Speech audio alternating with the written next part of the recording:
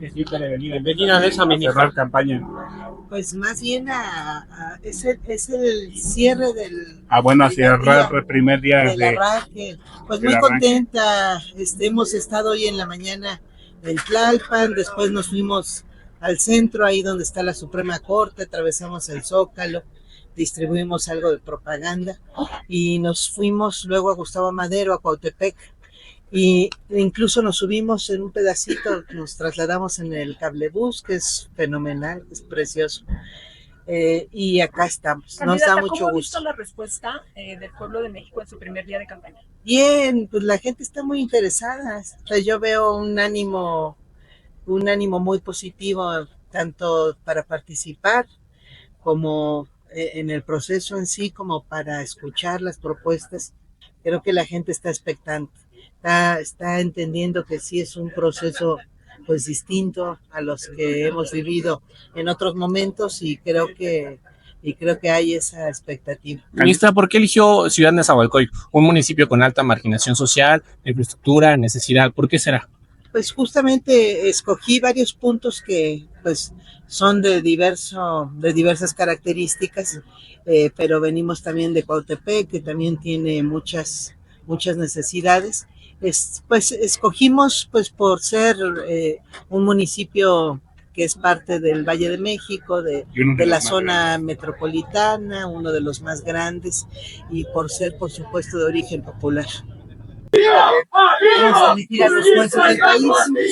Y yo voy a ir postulada con el número 3. Que me vaya muy bien. Hasta luego. Adiós. Votar en el caso de Salinas Pliego. ¿Qué nos puede comentar al respecto? ¿Qué sigue?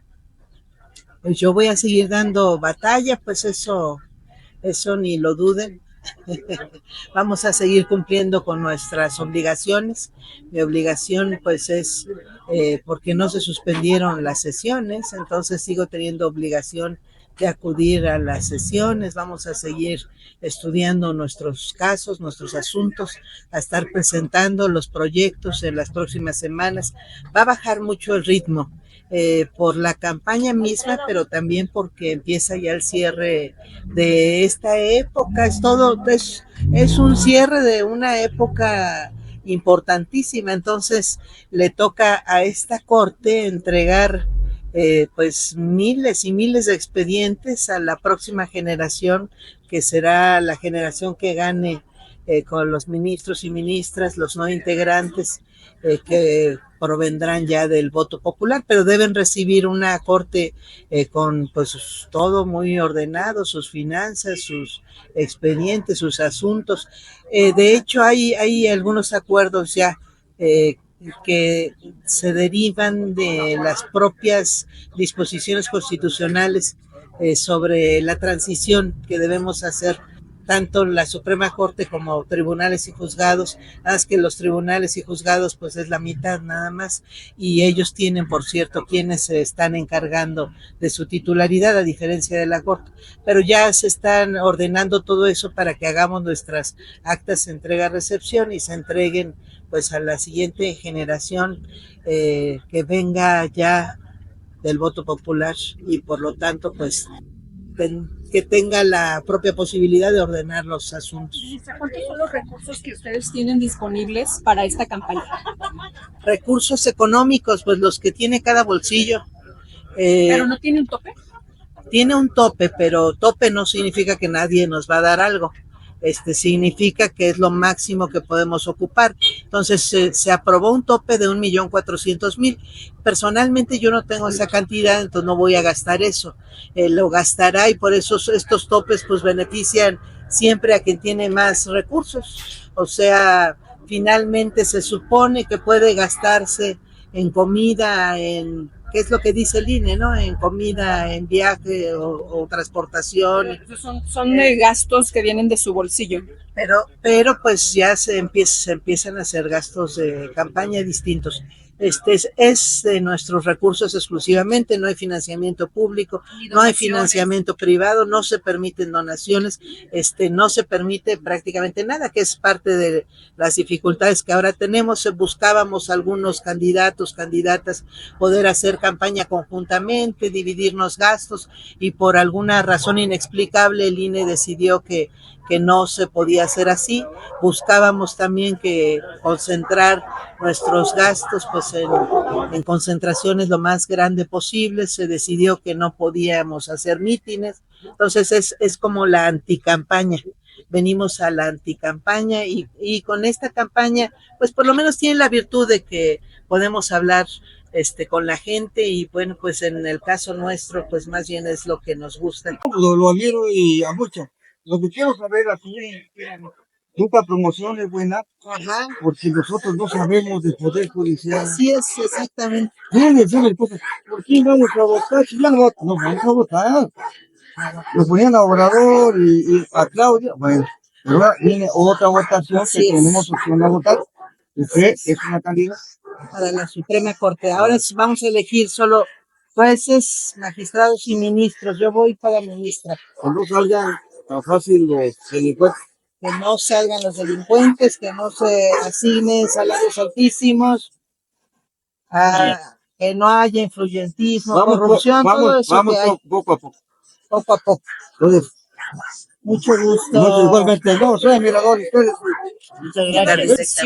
¿Cómo ve usted la decisión que el INE hizo de que ni el Ejecutivo puede lanzar, digamos, anuncios para hacer el llamado a votar? Pues mal, porque la ley y la Constitución dicen que todos podemos convocar a participar en los procesos democráticos, entonces a mí me parece que no tiene ningún fundamento, que se evite en un proceso que es absolutamente nuevo. Más bien lo que deberíamos permitir es que todos, y deberíamos estarlo pidiendo, que todos comuniquemos cuál es la mecánica, cómo van a ser las boletas, cómo se va a votar. Pues esa es una información que además es muy clara como para pensar que se podría interferir en favor de algún candidato. Más bien pareciera que el INE es el principal interesado en este momento en que se vote poquito, en que no se conozca, en que no se haga proselitismo, pero tampoco se distribuye información del propio proceso, lo cual me parece inexplicable por lo menos. Poder Judicial por voto popular. Poder Judicial por voto popular. Poder Judicial. Hay un exhorto puesto de la autoridad electoral para que las personas que están en funciones pudieran pedir licencia. En el caso de la Corte, pues casi dejarían inoperante. No he visto ese exhorto, nadie me ha exhortado a nada de eso. Pero si nos exhortan estaremos platicando, contestándole a esa autoridad lo que sea, pero entre otras cosas pues que prevea condiciones para cualquier cosa que nos pida. Gracias. Ministra, ¿hay algún riesgo de que se sigan dando este tipo de albazos o descongelamiento de cuentas? Sí, por supuesto, hay que estar muy alertas. Parte de lo que nosotros nos preocupamos aquella vez, pues más que por quejarme por una cuestión contra mí, es llamar la atención. Son casos muy delicados. Es muy importante que se esté alerta a eso, porque son casos muy importantes. Fuimos propaganda. Ahí caminamos un poco por el centro, saludamos a la gente y de ahí nos fuimos a Cuautepec. Venimos ahorita de Cuautepec. Ahí también platicamos sobre esas 3 propuestas que estamos planteando para esta campaña en la que competimos a partir del día de hoy para ser ministra de la Suprema Corte de Justicia de la Nación. Ustedes saben, y quien tenga la mayor cantidad de votos va a ocupar la presidencia de la Corte. Es muy importante. Presidenta, presidenta, presidenta, presidenta, presidenta. Es muy importante. Es un proceso sin precedentes, histórico, y por eso también les estamos pidiendo que nos ayuden a comunicarlo con amigos, familiares, vecinos, vecinas, que comuniquemos que está este proceso, que ya empezó, y que habemos muchos candidatos, porque dicen es que es muy difícil, esa es una boleta complicada. No, pues es un proceso distinto, novedoso, y si podemos todos comunicar en qué consiste, pues lograremos que más y más gente vaya a votar, porque nosotros sostenemos que pues solamente el pueblo pues es el que puede salvar al Poder Judicial de la Federación. Actualmente el Poder Judicial se encuentra copado por intereses, muchos intereses, hay mucho influyentismo, nepotismo, hay corrupción también, y es muy importante por eso, pues que la gente lo observe. Mucha gente ya sabe que es así, no le tenemos que contar, pero pues hay que comunicar porque finalmente esta oportunidad histórica pues es la primera que la que vamos a poder votar todas las personas, ciudadanos, ciudadanas, porque finalmente sí hubo alguna vez una elección popular de ministros con la Constitución de 1857 y la gente fue muy sabia, nada más que no podía votar todo el mundo, no había voto de mujeres, por eso decimos que es la primera vez porque ahora sí hay voto universal, directo, secreto y vamos a poder votar. Con mucho gusto la estaba viendo por mi tablet y dije, ay no, ya conocí la calle, sí voy a ver si la alcanzo. Usted había tenido la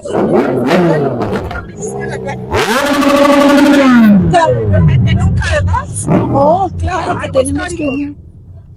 También Cuando se eligió por la Constitución de 1857, la gente tuvo, yo creo que la mejor manera de entender y fue muy sabia. Y escogieron al mejor abogado y al mejor ministro que hayamos tenido, aunque fue un periodo muy chiquito, porque después tuvo que entrar de emergencia a la presidencia de la República. Sí sabe quién fue, ¿verdad? Sí. Don Benito Juárez, él fue elegido por el voto indirecto de la población. Entonces vamos ahora por segunda vez en una elección, pero por primera vez todos a votar. Y yo les estoy comentando que las tres propuestas que tenemos pues son muy sintéticas y hago mucho énfasis en el 3, pues porque vamos en el lugar número 3. Vamos a poder votar ahí tendremos que poner 03 porque en lugar del 3 solito, pero vamos a poder votar así. Y entonces organizamos nuestras propuestas así en 3. En primer lugar, estamos poniendo mucho énfasis en la necesidad, en la urgencia de abrir al Poder Judicial. Y decimos que es indispensable porque pues es derecho de todas y todos los mexicanos tener acceso a la justicia. En este país muy poca gente tiene acceso a la justicia. Primero porque implica tener la posibilidad de contratar un abogado, una abogada, o ir a hacer filas a que le asignen uno en una procuraduría o en las defensorías de oficio, las defensorías públicas, o que nos ayuden en una comisión de derechos humanos. Entonces, la primera propuesta que tenemos es justamente esa, buscar que el Estado mexicano, nuestras instituciones, se articulen bien para que todas esas procuradurías, que son muchas, Procuraduría del Consumidor, de Defensa del Trabajo, Procuraduría Agraria, Procuraduría en Defensa del Contribuyente, todas esas procuradurías que hay, junto con las comisiones de derechos humanos, las defensorías de oficio, las defensorías públicas, que se articulen para garantizar en primer lugar el derecho de todas y de todos a poder interponer una denuncia o una demanda cuando la necesitemos o a defendernos en una denuncia o en una demanda en nuestra contra. No es posible que solamente pueda tener acceso a la justicia quien puede pagar abogados. No es posible que muchísimos asuntos de la vida cotidiana que solamente pueden resolver los jueces, no los resolvamos porque no tenemos dinero. Mucha gente en toda la zona metropolitana, por ejemplo, tiene problemas con su casa, con el terreno de su casa. y tiene problemas porque lo heredó, lo compró o fue creciendo o junto con otros familiares y nunca se termina de regularizar. Y cuando van a intentarlo cuesta muchísimo dinero. Y para empezar, con los abogados que pueden llevar el juicio, que además luego ni siquiera son derechos, que pueden llevar el juicio ante un juzgado.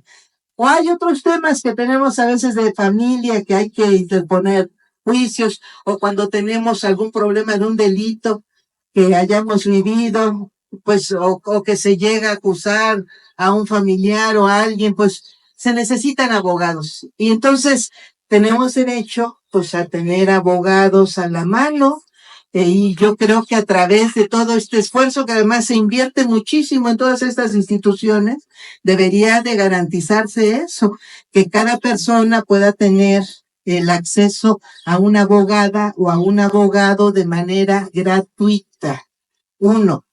Y si no, que tengamos la posibilidad de que en el propio Poder Judicial se articulen instrumentos, muchos instrumentos que puedan facilitar, explicarle a la gente cómo tiene que interponer pues algún tipo de queja, de denuncia. A lo mejor no todo se puede convertir en instructivo y en formularios, pero yo estoy segura que una buena parte sí, que lo podría hacer la propia persona si se le va llevando de la mano en cómo debe presentar una denuncia o cómo debe llenar una demanda, qué tipo de datos deben cubrir y llevar algún tipo de asesoría, incluso si es que es indispensable, por abogadas y abogados de las propias instituciones públicas vía Internet. Entonces, creo que la tecnología debe servir también para eso, para el acceso a la justicia. La justicia no debe ser de los ricos, es más, los ricos son los que no la necesitan, porque ellos son los que tienen garantizados sus problemas. ¿Quién necesita la justicia? El pobre, sobre todo, que es la que tiene más problemas, que es la que sí necesita de las instituciones públicas para que le ayuden, y no solamente instituciones que prevén algún tipo de derecho social, también del Poder Judicial. Se necesita un Poder Judicial accesible. En segundo lugar, segunda propuesta que estamos nosotros ya difundiendo desde hoy, es importantísima y tiene que ver con esto también. Y se refiere a la indispensable capacidad que debe tener el Poder Judicial para resolver sobre justicia social.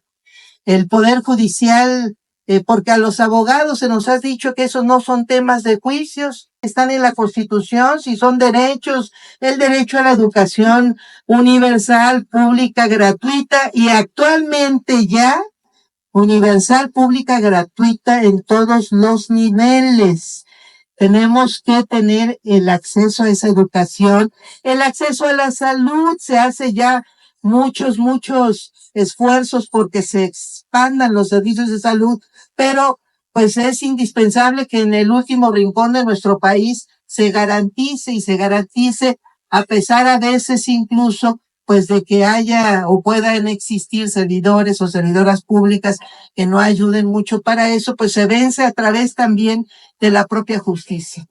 Y necesitamos garantizar otros derechos: el agua, la vivienda, el trabajo, la seguridad social, son derechos humanos, la salud, el medio ambiente, son derechos humanos de carácter social. Están en las leyes, están en la Constitución, lo que falta son funcionarios y en el Poder Judicial, jueces y juezas que los hagan valer, que resuelvan para que se garanticen. Como se pueda ir garantizando, pero si no se tiene la posibilidad, porque se alega mucho que luego no hay recursos suficientes, bueno, pues sí, pero que se empiece en algún momento, que se invierta en la infraestructura del agua, pero si tenemos municipios en este país, bueno, y en el Estado de México, tenemos municipios con altísima escasez de agua. Y lo sabe el municipio, lo saben los vecinos, pero el municipio no empieza la inversión en el agua, pues tiene que empezarse y tiene que haber también autoridades dentro de los juzgados y los tribunales que ayuden, que empujen, que presionen también para que se cumpla, porque eso no es opcional, es un derecho humano y la gente tiene ese derecho. Y en tercer lugar, nuestra tercera propuesta es que se administre los recursos con decencia, con eficiencia, con austeridad, con mucha transparencia, con compromiso para que sirvan para la gente. No se pueden seguir quedando los recursos públicos en los bolsillos de los funcionarios. Y en el caso del Poder Judicial, fíjense que es carísimo. El año pasado nos costó más de 78,000 millones de pesos. Este año más todavía. Pero fíjense que lo principal que se gasta, porque finalmente el Poder Judicial no tiene programas sociales, no invierte en la gente directamente, no invierte en infraestructura. En lo que se gasta es fundamentalmente pues en salarios, y el problema del Poder Judicial es que tiene las remuneraciones más caras de nuestro país. Los funcionarios del Poder Judicial tienen las remuneraciones más altas, la burocracia más cara de todo nuestro país. Lo hemos comentado mucho, de hecho, pues desde el año pasado estamos platicando en muchas comunidades urbanas, rurales, en casi todos los estados de la República. Ya hemos logrado pasar a platicar con la gente y hemos comentado mucho. Fíjense, cuando su servidora fue nominada para formar parte de una terna de la Suprema Corte, me preguntaron senadores que si yo estaba dispuesta a cumplir el artículo 127, fracción 2 de nuestra Constitución, que dice que ninguna persona servidora pública puede recibir una remuneración mayor a la de quien ocupe la presidencia de la República. Y yo me comprometía que sí, que lo iba a hacer, que iba a cumplir con esa disposición, porque el año pasado un ministro, una ministra ganaba 595,000 pesos. Entonces, que iba a reducir o iba a pedir que me redujeran conforme a la Constitución para no ganar más que el presidente. Y lo vine haciendo, lo vengo haciendo a la fecha. Cada quincena devuelvo, porque no me quiso disminuir la remuneración del Poder Judicial. Es más, no me querían registrar al ISSSTE, que porque los ministros son patrones equiparados, me decían los otros ministros, pues como si no fuéramos servidores públicos. Entonces logré que me inscribieran al ISSSTE. Gracias. Y empezamos a devolver todo el excedente. Y cada mes he estado devolviendo más de 70,000 pesos en efectivo, y además no recibo dos seguros privados, un seguro médico privado y un seguro de separación individualizada se llama, además de que no recibo pago de riesgos que se paga a los demás ministros por $500,000, y además de que tampoco recibo 85,000 pesos que les dan para comida extra al salario, porque yo asumo que el principal gasto que hacemos de nuestros salarios en comida, o sea, como para recibir otro salario extra para eso, pues es injustificable. Entonces no recibo nada de eso, y por esa razón hacíamos la cuenta a fin de año y ahora la acabo de hacer nuevamente y se los comento. Le he ahorrado, nada más una ministra, le he ahorrado al Poder Judicial más de 1,400,000 pesos que he devuelto en efectivo, y le he ahorrado más de 2,5 millones del costo de esos seguros. En total, más de 4 millones de pesos al día de hoy, 30 de marzo. Y fíjense que además le pedí a mi equipo, que son 79 personas, 9 secretarios de estudio y cuenta, que me ayudan a estudiar los asuntos y que me ayudan a formular las sentencias. Le pedí a todo mi equipo que no recibiera esos mismos seguros que están prohibidos por la ley federal de austeridad republicana, y entonces no los reciben. Seguro de gastos médicos mayores, seguro de separación individualizada. ¿Y saben cuánto ahorró mi equipo de trabajo en no recibir esos dos seguros? 11 millones de pesos. En total,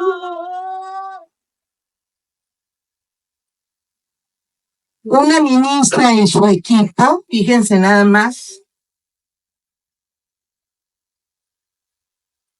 en un año, casi 4 meses que llevamos en ejercicio, le hemos ahorrado al erario más de 15 millones de pesos.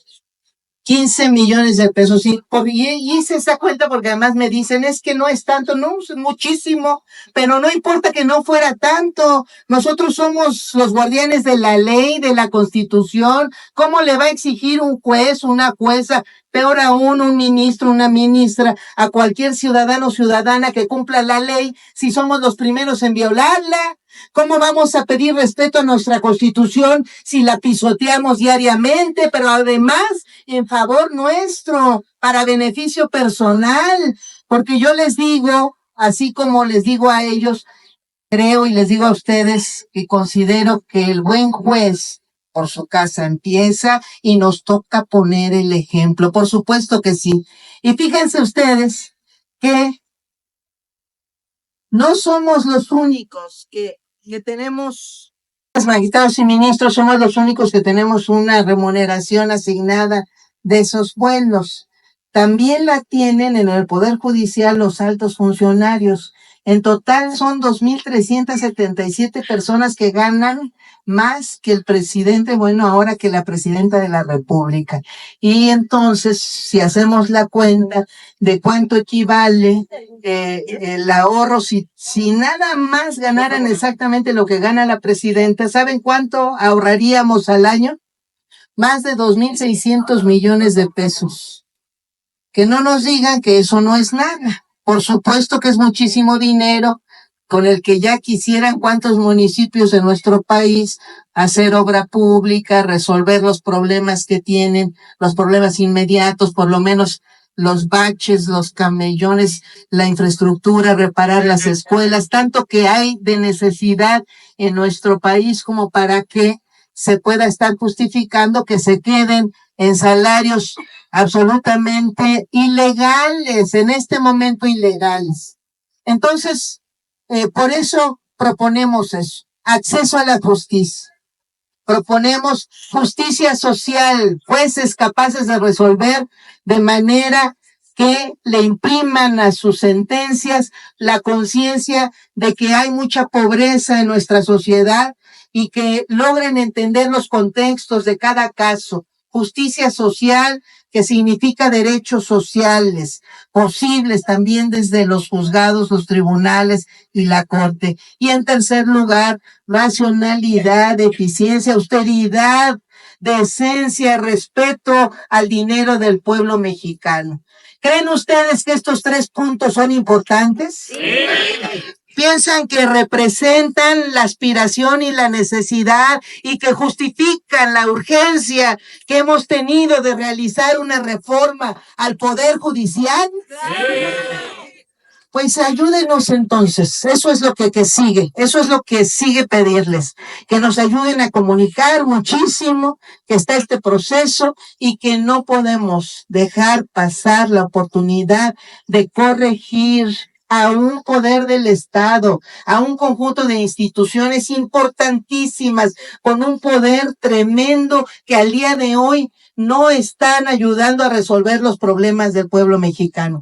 Vamos, los convoco, las convoco, vamos a recuperar al Poder Judicial para el pueblo mexicano.